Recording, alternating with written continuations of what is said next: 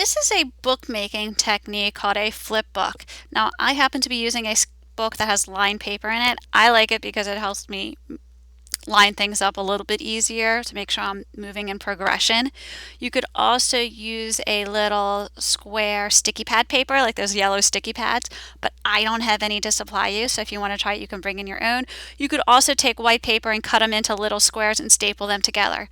But the idea behind a flip book is you flip the pages and a little story shows. Now, when I flip, I tend to flip from the back to the front. So keep that in mind. The back will be the beginning of your story. So what I did is I created, let me get to the beginning of my story here because I didn't do every single page. I created a little story in my flip book, and hopefully I can flip it and you can see it with my fingers, where, well, you'll see. Oh, I'm not very good at flipping my own pages here, am I? Skipping when I flip. One more time. Let's see if I can do this even better.